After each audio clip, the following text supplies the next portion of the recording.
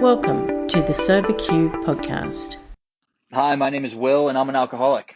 The question is, how has our drinking made our lives unmanageable? And in my experience, from the beginning of my drinking career, there was external unmanageability as a result of my drinking.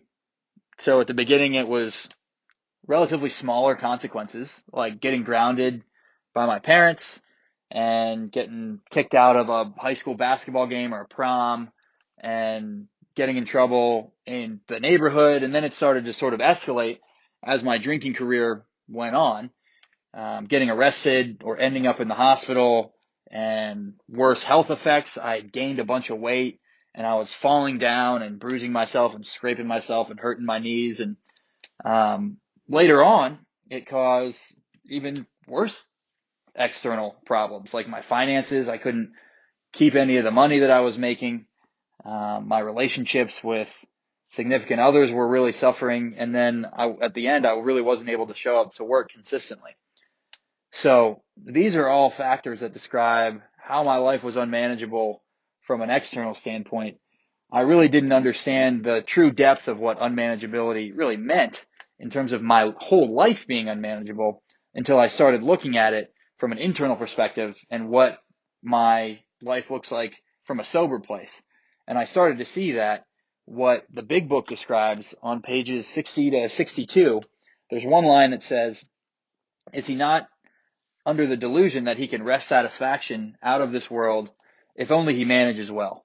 And that is kind of what sums up this idea of unmanageability for me, is that I am under the delusion that on my own willpower, I can manage everything that's going on in the external sense. I can make my job go the way I think it should go, and the relationship and how I look physically and what people are thinking of me. And then if I can put all these pieces where they're supposed to go, then I will be satisfied and happy. Then I will feel okay. Inevitably, this fails because I've found that I'm a poor manager of my life. And then I end up getting upset. I become angry, indignant, self-pitying, like the book says. But like really what happens is the harder I try to manage all the areas of my life, the worse they go. When I came into AA, I was in tens of thousands of dollars worth of debt and was having trouble with my personal relationships.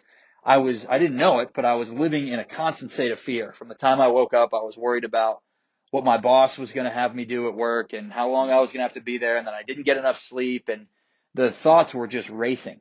So when I look at unmanageability today, it's really from an internal and a spiritual standpoint. And I think coming into AA for the first time, this was really critical because when I was drinking, my life didn't feel unmanageable. After I'd had a couple beers in me, I was starting to feel relaxed and that things were going to be okay, and that I didn't have to worry so much about managing the money and the girlfriend and the whatever else I had going on. So that's my perspective on the idea of unmanageability today, the ways that my drinking affected it, and then really the ways that alcoholism affected it outside of just the drinking. Thank you. If you would like to share your experience on a recovery question, visit the SoberQ podcast website at soberq.com. Thanks for listening.